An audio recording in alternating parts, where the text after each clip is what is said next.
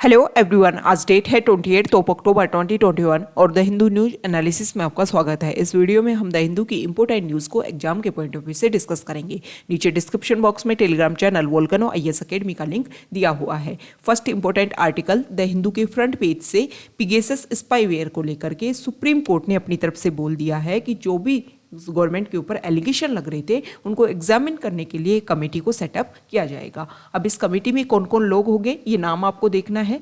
जो इसको हेड करेंगे वो जस्टिस रविंद्रन करेंगे, मतलब सुप्रीम कोर्ट के जो फॉर्मर जज रहे हुए हैं जस्टिस रविंद्रन, वो इसको हेड करेंगे। इसके अलावा इसमें आलोक जोशी जो फॉर्मर IPS ऑफिसर है, सुंदीप ओपेराय जो एक कमेटी के हेड भी रह चुके हैं। इसके अलावा 3 लोग इसमें एक्सपर्ट भी होंगे जो साइबर सिक्योरिटी और डिजिटल फोरेंसिक, मतलब ऐसे टर्म में प्रेजेंट टाइम में प्रोफेसर हैं अलग अलग यूनिवर्सिटीज़ में, वो भी इसमें मेंबर होंगे और ये जो पॉइंट है, ये जो प्रॉब्लम है, इसके सॉल्यूशन के ऊपर वर्क किया जाएगा। सुप्रीम कोर्ट ने ये भी बोला कि इन लोगों का नाम जो हमने शॉर्टलिस्ट किया है ये एक्सट्रीमली डिफिकल्ट था। बहुत सारे लोगों ने पोलाइटली डिक्लाइन कर दिया कि हमें नहीं आना इस कमेटी में, और ये जो कमेटी है वो इंश्योर करेगी ट्रांसपेरेंसी एंड एफिशिएंसी जो है गवर्नमेंट की उसको इंक्रीज करने की। ओके, तो ये पिगेसस स्पाईवेयर के बारे में जो बेसिक फैक्ट्स हैं वो आपको पता होगा कि इजराइल से एक स्पाईवेयर यूज़ किया गया था। गवर्नमेंट ने बहुत सारी जो कंट्रीज़ हैं उन्होंने इसको खरीदा था कि कंट्री की जो सिक्योरिटी है उसको मेंटेन करने के लिए हम इसका यूज़ करेंगे,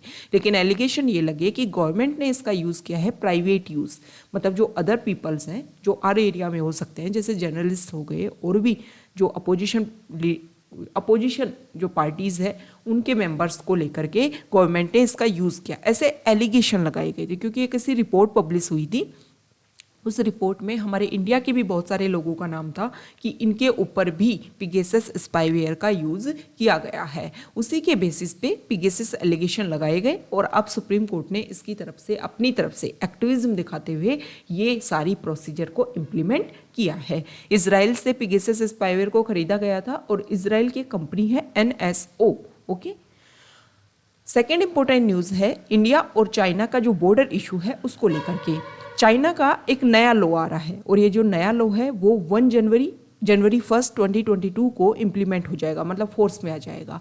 अब इंडियन गवर्नमेंट ने, इंडिया की तरफ से ये स्टेटमेंट आया है कि आप नए लॉ के आधार पर जो भी हमारी लाइन ऑफ एक्चुअल कंट्रोल है उस पर जो भी आपके मूवमेंट है उसको आप जस्टिफाई नहीं कर सकते। ऐसा नहीं है कि आप नए लॉ लेकर के आए हो, भूटान के साथ में अपना नए रिलेशन आपने बनाए हैं और आप बोलो कि इस आर्टिकल में बोला गया है कि डोकलाम प्लेट्यू को लेकर के भूटान के साथ में उनके जो भी रिलेशन, जो भी उनकी बातचीत हुई है उसको लेकर के हो सकता है कि चाइना यहाँ पर इस एरिया में क्लेम करे और अपने नए विलेजेस को यहाँ पर सेटल करे। तो ये वाला जो इशू है इसको चाइना को नए लॉ के अकॉर्डिंग ये सारी इम्प्लीमेंट करने के लिए इंडिया ने अपनी तरफ से रजिस्ट करने की बात की है कि ऐसा आप नहीं कर सकते हो। ओके, नेक्स्ट इंपॉर्टेंट न्यूज़ यहाँ पर देखो, जो सेंट्रल गवर्नमेंट है वो बर्थ और डेथ दोनों के डाटाबेस को कीप रखना चाहती है। मतलब अब इस तरीके का प्रोसीजर क्रिएट किया जाएगा जिसमें स्टेट जो है वो भी अपने लेवल पर रखेंगे ये सारे के सारे डाटा, और जो सेंटर है वो भी एक तरीके से पैरेलल तरीके से इस तरीके के डाटाबेस को क्रिएट करेगी। अब पहले क्या प्रोसीजर होता था और अब क्या प्रोसीजर है उसके बारे में इस आर्टिकल में बताया गया है। ये जो डाटाबेस है ना, सबसे पहले may be used to update the population register and the electoral register, Aadhaar, ration card, passport, driving licence databases says the proposed amendment to the Registration of Birth and Death Act 1969। ये जो act है और इसमें change किया जा रहा है। Presently ये होता था कि the registration of birth and death is done by the local register appointed by the state के द्वारा जिसको अपॉइंट किया जाता था वो ही सारे ये रजिस्ट्रेशन करता था। It is proposed that the chief registrar appointed by the states would maintain a unified database at the state level and integrated it with the data at the national level। मतलब हर state में अपने अपने level पर सारे data बनाए जाते थे और फिर उनको एक जगह कंपाइल करके सेंटर को सौंप दिए जाते थे और फिर सेंटर अपने लेवल पर उन सारे डाटा को मेंटेन करता था। Maintained by the registrar general of India. Okay, national level पर रजिस्ट्रार जनरल ऑफ इंडिया इसको मेंटेन करता था और स्टेट के ऊपर चीफ रजिस्ट्रार जिसको स्टेट से के द्वारा ही अपॉइंटेड किया जाता था। देखो प्रीलिम्स में इसी तरीके के जो स्टेटमेंट हैं वो आपको डाइवर्ट करेंगे। डाइवर्ट करने से मतलब एक पॉइंट को कि स्टेट के द्वारा अपॉइंट किया जाता था या फिर सेंटर के द्वारा अपॉइंट किया जाता था। तो जो न्यूज़पेपर है उसकी हर लाइन जो है वो क्लियरली इंडिकेट करती है हर चीज़ को अलग अलग तरीके से। तो जब भी कोई न्यूज़ पढ़ो तो उसको फोकस होकर के पढ़ो, ऐसा नहीं है कि पढ़ भी लिया लेकिन एग्जाम में क्वेश्चन नहीं हो पा रहे हैं तो गलत है। ओके, अब देखो, the amendment will imply the center will be a parallel repository of data states and annual statistical reports to the RGI। पहले क्या होता था कि स्टेट जो है वो एनुअली जो भी अपनी रिपोर्ट है वो रजिस्ट्रार जनरल ऑफ इंडिया को भेजते थे, लेकिन ये जो अमेंडमेंट है वो इस तरीके से इम्प्लाई होंगे कि जो सेंटर है वो भी अपने लेवल पर पैरेलल रिपोजिटरी डाटा का जो पैरेलल रिपोजिटरी है उसको तैयार करेगा। ओके, ये आपको ध्यान में रखने हैं नए अमेंडमेंट के थ्रू क्या क्या चेंजेस हो रहे हैं, पहले क्या प्रोसीजर था। ओके, नेक्स्ट इंपॉर्टेंट न्यूज़, या मुल्ला पेरियार जो डैम है उसको लेकर के डिस्कशन चल रहा है कि जो वाटर लेवल है वो जितना है पहले जो डिसाइड कर रखा था सुप्रीम कोर्ट ने वो ही बनाए रखने की आवश्यकता है, इसमें कोई भी चेंज करने की जरूरत नहीं है। सुपरवाइजरी जो committee recommended in the Supreme Court on Wednesday that there is no need to change the water level in the Mulla Periyar dam. Mulla Periyar dam कब बना, कौन से स्टेट के अंडर आता है, कौन कौन सी रिवर यहाँ पर मिलती हैं, कौन सी रिवर का कन्फ्लुएंस होता है, जो मेजरली रिवर है उसकी ट्रिब्यूटरी कौन कौन सी हैं, ये सब कुछ आपको ध्यान में रखना है। अलग से नोट्स बनाओ, वो सारे पॉइंट्स डेली न्यूज़ के जो भी पॉइंट्स आते हैं, जो भी देखो क्वेरीज होनी चाहिए, आपको ये लगना चाहिए कि ये क्यों है और क्यों, वाई का आंसर जब आप देने लगोगे तो इजीली जो भी टर्म्स आती है ना वो सब कुछ आपके क्लियर होती जाएंगी। सेकेंड इंपॉर्टेंट न्यूज़ है यहाँ पर, ये देखो, एक सेकेंड,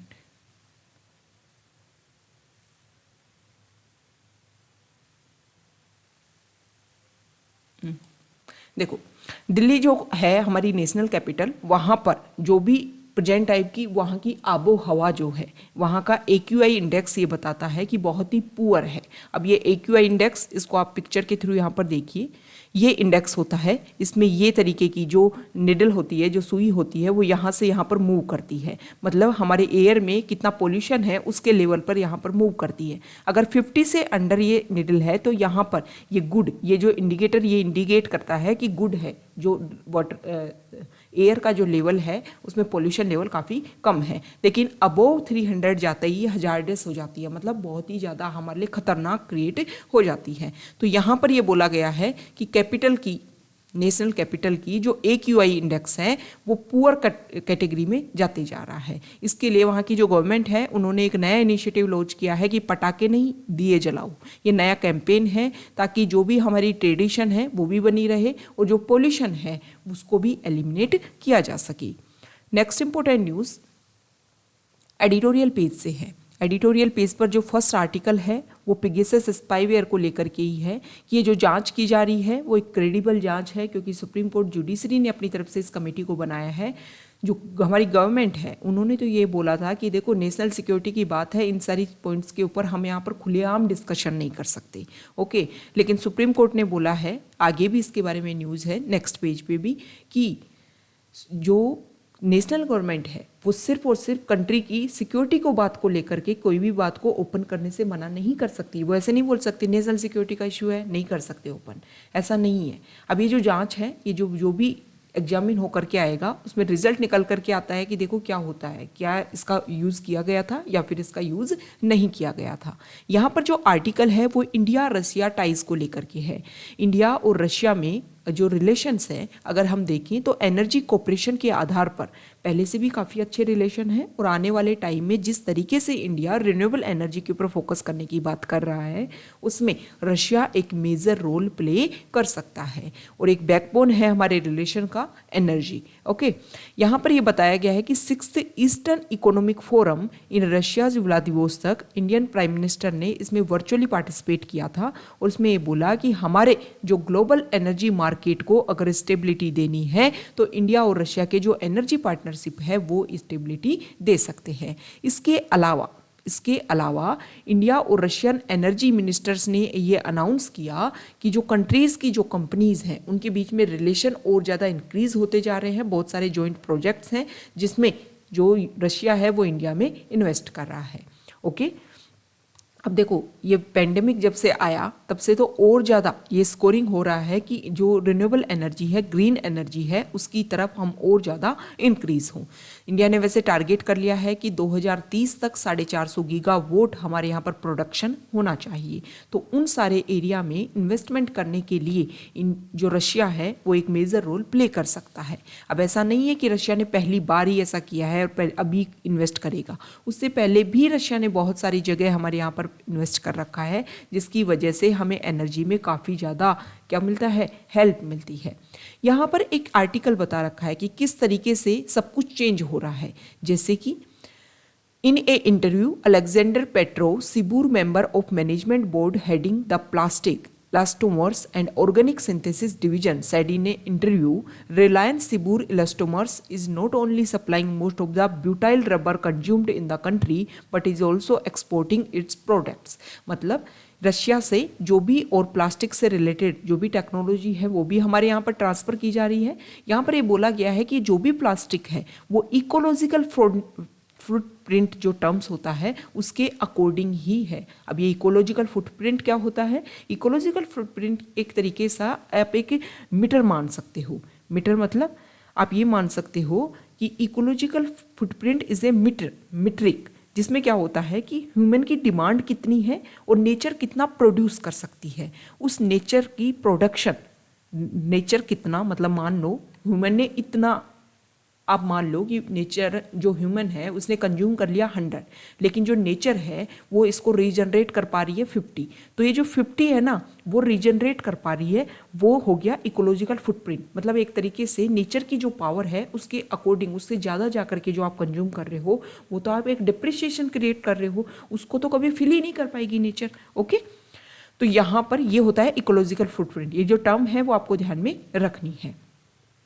अब यहाँ पर बताया गया है कि वैसे हम जो कोल है उसके ऊपर भी ज़्यादा फोकस कर रहे हैं, लेकिन रिन्यूएबल एनर्जी के ऊपर अगर हमें फोकस करना है तो कोल अभी भी एक मेजर इशू है, इसको इंडिया को रिप्लेस करना चाहिए। इसके लिए कोशिश की जानी चाहिए कि कुछ अल्टरनेट हम इस तरीके के ढूंढें और जल्दी से जल्दी रिन्यूएबल एनर्जी की तरफ ट्रांसफ़र हों।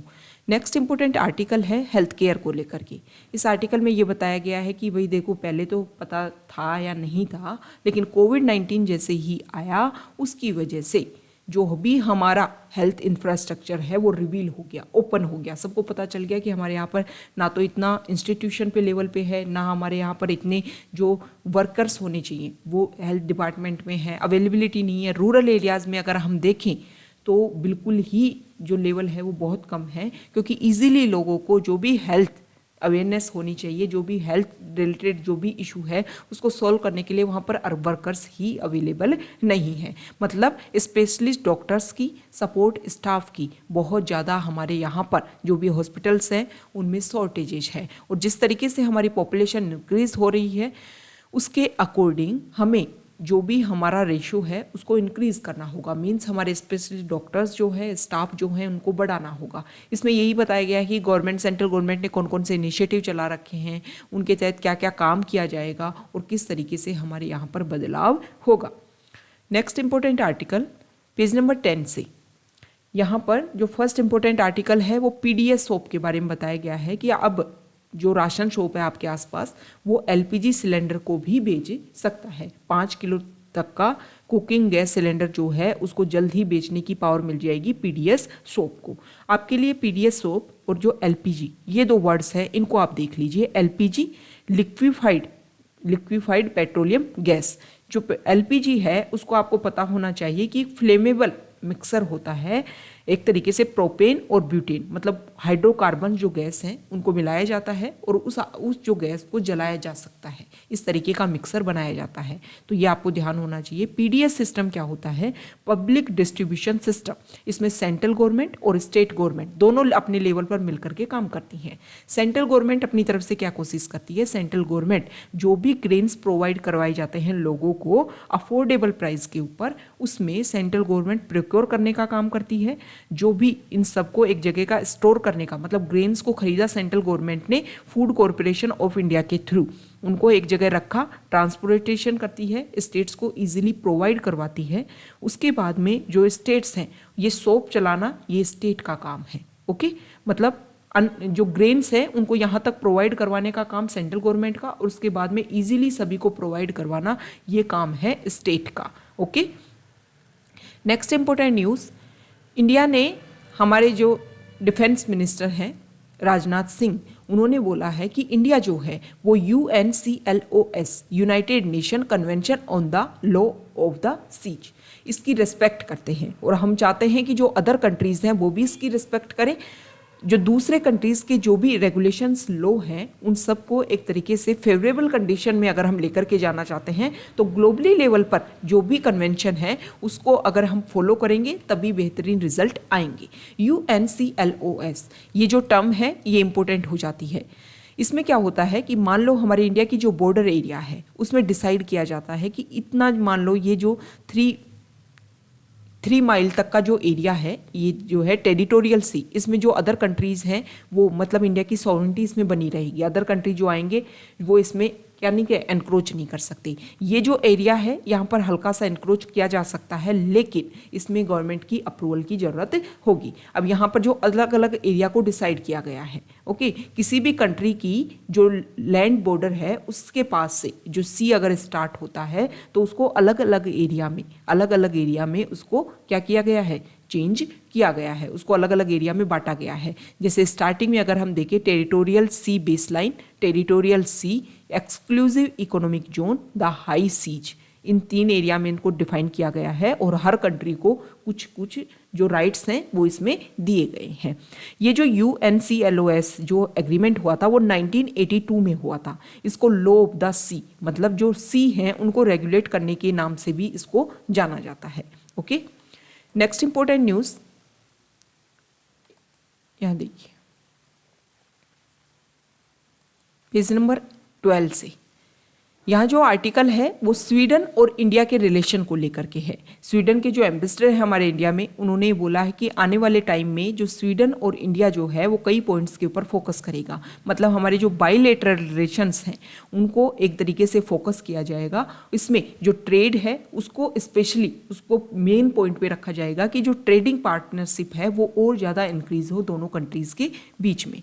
Next important article foreign page से, यहाँ पर अफगानिस्तान को लेकर के सबसे पहले इशू आया है, जिसमें 6 रीजनल कंट्रीज जो हैं उन्होंने अफगानिस्तान के साथ में डिस्कशन किया और इसमें तालिबान के साथ में उन्होंने बोला कि आप एक तरीके से कोर्डियल अप्रोच को अपनाओ अपने आप को एग्जिस्ट करने के लिए। आपकी जो लैंड है उसका आप बिल्कुल यूज़ नहीं करोगे टेररिज्म को इंक्रीज करने के लिए, और जो अदर कंट्रीज़ है वो भी हेल्प करेंगी यहाँ पर जो ह्यूमैनिटेरियन क्राइसिस है उसको सॉल्व करने के लिए।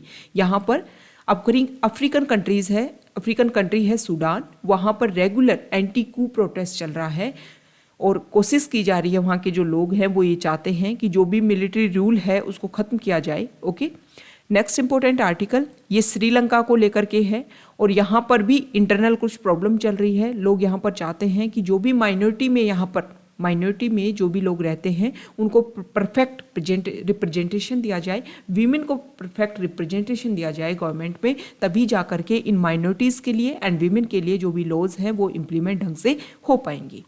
यहाँ पर आर्टिकल है जूलियन असांजे को लेकर के।